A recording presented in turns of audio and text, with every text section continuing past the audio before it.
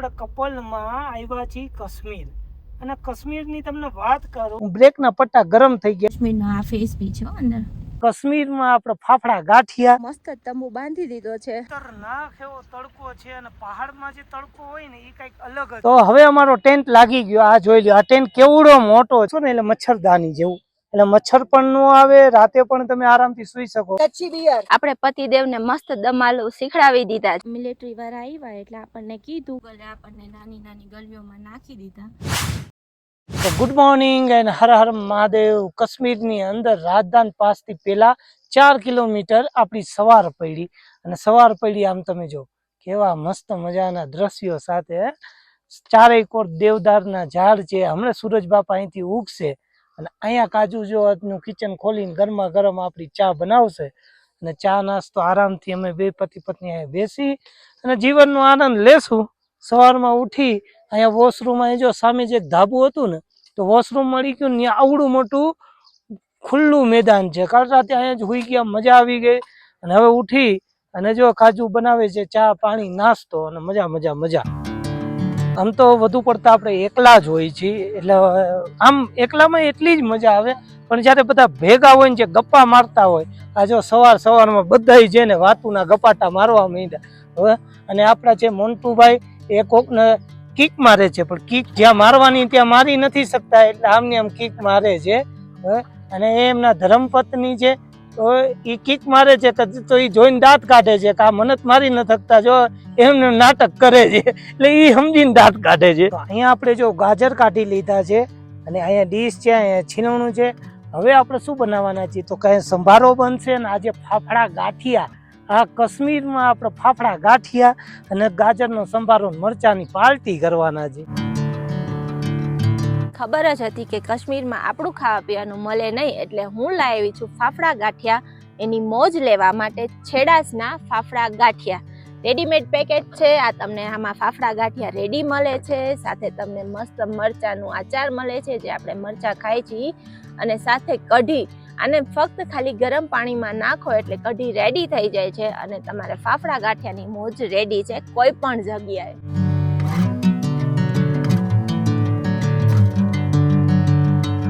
તો અહીંયા પતિદેવ મસ્ત તંબુ બાંધી દીધો છે. હજી તો 9 વાગે છે, પણ તડકો એકદમ માથા ઉપર આવી ગયો છે. જો આપણે અહીંયા છાંયડો કરી લીધો છે આપણા તંબુ નીચે, બરોબર. હવે ચલો હવે થોડીક વાર બેસીએ, પછી કંઈક હજી ચા પાણી નાસ્તો કર્યો છે, જમવાનું પ્લાનિંગ કરશું આગળ, ત્યાં સુધી મોજ કરીએ. ખતરનાક એવો તડકો છે, અને પહાડમાં જે તડકો હોય ને એ કંઈક અલગ જ હોય. મહાદેવ, બહુ જ તડકો લાગે. અહીંયા તો આપણું કામકાજ તો હાલે છે. અહીંયા જો આપણે પોલિથીન, એક જે ગાર્બેજ બેગ કહેવાય છે, એવી પોલિથીન આવે કે જે માટી હારે ભળી જાય, એવી આપણે લઈ છીએ. અને અહીંયા જો આપણે ટેન્ટ લગાડી દીધો, આરામથી અહીંયા છાંયણો થઈ ગયો ને બેઠા છીએ. અને હવે હજી એક બીજો મોટો ટેન્ટ છે, હળવું એવો હાથી જેવો ટેન્ટ છે, એ આપણા રાજભાઈ છે એ લેતા આવ્યા છે. તો એ ટેન્ટને અત્યારે ખોલી અને જો હવે તૈયારી કરે. તો હવે અમારો ટેન્ટ લાગી ગયો. આ જોઈ લ્યો, આ ટેન્ટ કેવડો મોટો છે, અને આમાં આરામથી તમે આમ જો છે, આની અંદર વયા જાઓ આરામથી, અને તમે જો આમાં આરામથી એ તમારો ખાટલો બાટલો પાથરી દો અને સૂઈ જાઓ. મસ્તીનો એવો ટેન્ટ છે. આ 12,000ની આસપાસ આવે તમારે લેવું હોય તો. અને આ તમે આ જોશો ને, એટલે મચ્છરદાની જેવું, એટલે મચ્છર પણ ન આવે, રાતે પણ તમે આરામથી સૂઈ શકો. સારો લાગ્યો આપણને, જોશું, આપણે વિચારશું કંઈક એવું નવું નવું કરવું હોય તો. તો હવે થયો બપોરનો ટાઈમ, થોડું ઘણું પેટમાં નાખ્યું, ને પેટમાં નાખ્યું તે પછી છે ને એવું થયું કે આવા તડકામાં છાશ જોઈ, પણ અહીંયા કંઈ છાશ તો મળે નહીં.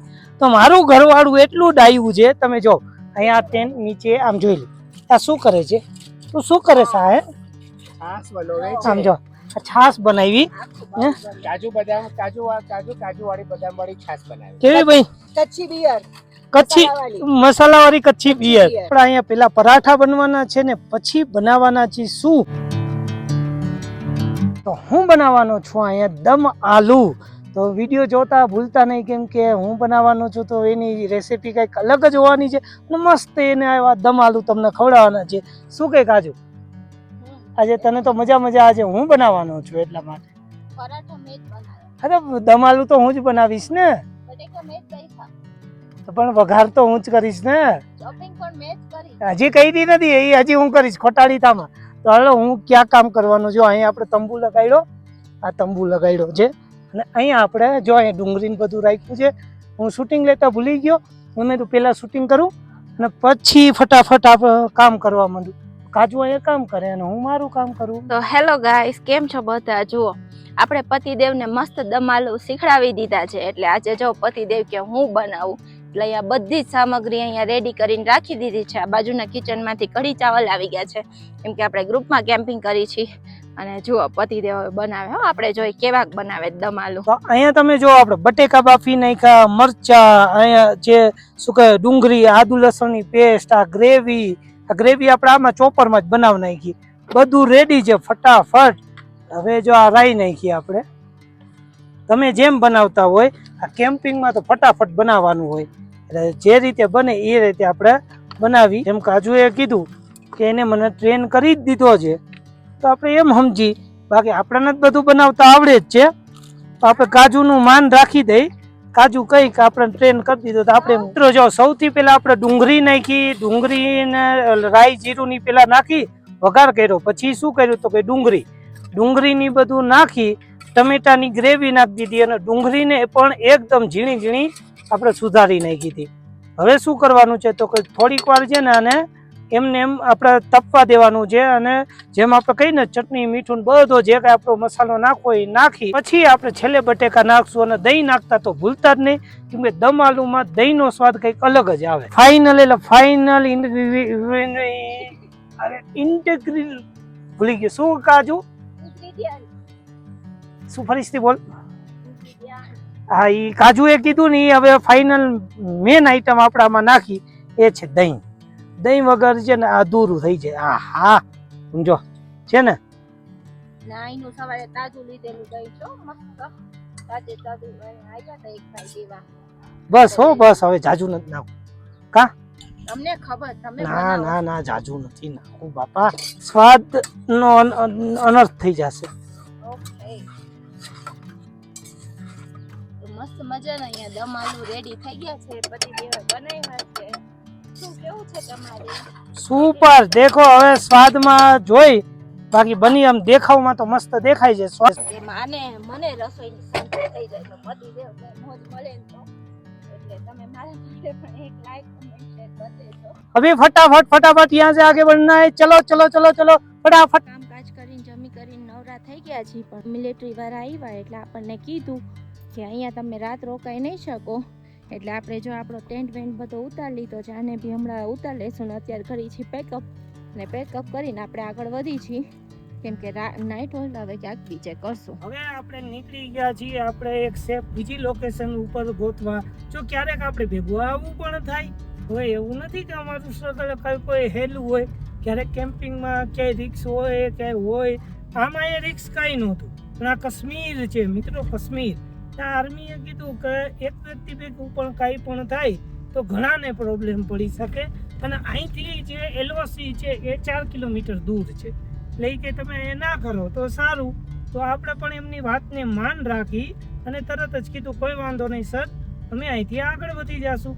તો હવે અહીંથી આપણે 10, 15, 20 કિલોમીટર જેવું આગળ જઈ અને પછી આપણે જોઈ વિચારી અને આર્મીને પણ આ વખતે પૂછી અને પછી જ આપણે કેમ્પિંગ કરશું. આ વસ્તુ આપણે ફક્ત ને ફક્ત ક્યાં પ્રોબ્લેમ આવે તો કઈ કાશ્મીરમાં. ચાલો હવે ચેકપોસ્ટ આવી છે તો અહીંયા આપણે એન્ટ્રી કરાવી દઈએ. મિત્રો અત્યારે આપણે કપલમાં આવ્યા છીએ કાશ્મીર, અને કાશ્મીરની તમને વાત કરું, જે છબી અત્યાર સુધી અમારા મગજમાં હતી એ છબીને અમે આખી એક અલગ રીતે જોઈ છે, કેમ કે અમે કપલમાં ટ્રાવેલ કરી છે અને જ્યારે અત્યારે અમે જોઈ છીએ કે ના અહીંયા બહુ જ સપોર્ટેડ લોકો છે.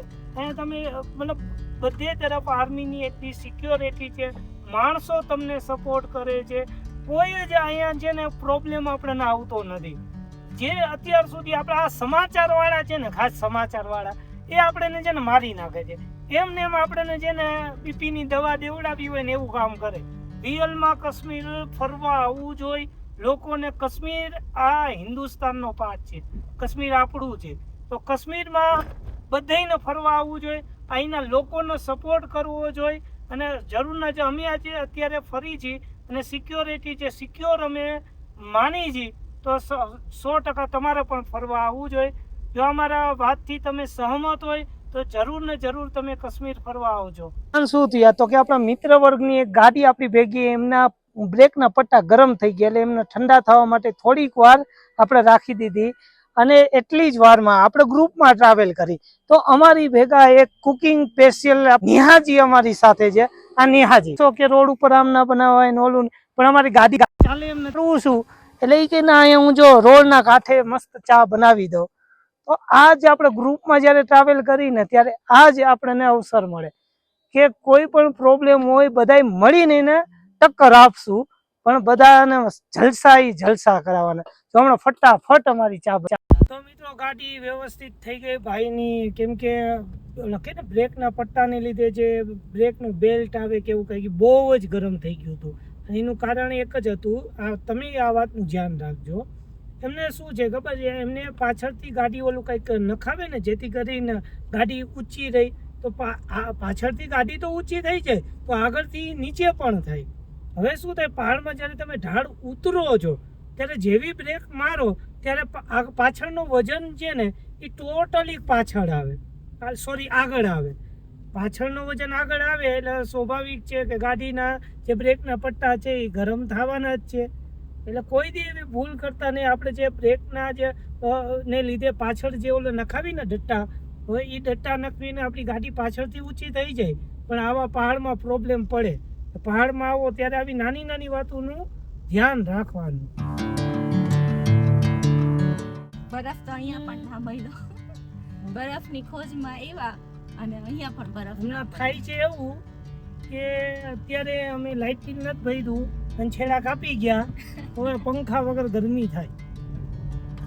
જો ભાડું આવ્યું. હા, એક મિત્ર ભાડું જેવા કાજુ દેખાય. બોલ. આપણને નાની નાની ગલીઓમાં નાખી દીધા અને આપણે શ્રીનગર બંદીપુરા રોડ ઉપર હાઈવે ઉપર હાલી છીએ. અને જો કેવડી સાંકડી ગલીઓ છે, અને જોઈએ આ ગલીઓમાંથી કેવી રીતે નીકળે, કેવી નાની નાની ગલીઓ છે. આ છે કાશ્મીરનો આ ફેસ બી છે અંદર. બધાય ના કહેતા હોય અમે આવો રોડ લ્યો, ગૂગલ ભરોસે ને હાલવાના, ભૂલ અમે જ કરી પાછા. એવા નાના નાના રોડમાં ઘાલી દીધે ને આપણને, માન નીકળ્યા અને પાછી નાની નાની ગલીઓ અને એમાં ગાડીઓ પાર માન કરીને. હવે જો કંઈક સારો મોટો રોડ આવ્યો એટલે હંમેશા યાદ રાખવાનું, ગૂગલમાં જ્યારે દેખાડે ને તો કંઈક વ્યવસ્થિત જગ્યાએ ઊભું રાખીને જોઈ લેવાનું. બે રોડ એક ઠેકાણે ભેગા થાય છે તો જ હાલવાનું. આવું હું દર વખતે કહું છું, પણ પાછું ક્યારેક હું ભૂલ કરી જાઉં તો ઊભા રાખવાની જગ્યા ન મળે તો ક્યાંથી કાઢવી એના પાછળ ઢો ચાલુ હોય. એટલા માટે આપણે પાછી ગલીમાં મારી દઈ અને આવું થાય. ધ્યાન રાખવાનું બસ. ગૂગલ ભરોસે હાલતા પહેલા થોડીક આપણી સમજણ રાખવાની. ખતરનાક ટ્રાફિકમાં હલવાઈ ગયા, આમ જોઈ લો. એવો અહીંયા ટ્રાફિક જામ થઈ ગયો, કેમ કે રોડ એકો જ ડાયવર્ઝન નીકળે છે અને એમાં પાછળ આપણે ટ્રાફિકમાં હલવાઈ ગયા છે. ખટારો અને આ છે ને સાવ સાંકડો રોડ છે, એટલે આપણે અત્યારે શાંતિથી ઊભું જ રહેવાનું, એ જ આપણું કામ. અત્યારે કાશ્મીરમાં ઘણું ડેવલપમેન્ટ ચાલે છે, એટલા માટે રોડ ઘણી જગ્યાએ આપણને આ રીતે મળે છે. હવે જો ફ્રી થયું ને હવે આપણી ગાડી આગળ ચાલશે. ચલો આગે બઢો. એકવાર પાછા આપણે આવી ગયા આપણી મિત્રની હોટલે, કેમ કે જગ્યાનો બહુ જ ઇસ્યુ થતો હતો. કે આપણે એલઓસી નજીક હતા એટલે કેમ્પિંગનો એનો ઘણો ઇસ્યુ થતો હતો. અને એકવાર આર્મીએ ના પાડી પછી બીજી વાર અહીંયા કેમ્પિંગ કરવી પછી એ લોકો ખારા ખાય. એટલે પછી વિચાર્યું કે હવે કેમ્પિંગ નહીં, હવે આપણે છે ને સીધા આપણા મિત્રની હોટલે વયા જાય. એટલે પાછા આવી ગયા છીએ અને હવે કાલે આપણે અહીંથી નીકળશું લદ્દાખ તરફ. તમારી યાત્રા જોતા રહેજો. જે આપણે દમ આલુ બનાવ્યા, એ કઢી આવી ગઈ અને પરોઠા. તો હવે આરામથી જમી લઈ અને મળીએ. આ કાજુ જો તૂટી જ પડી જો.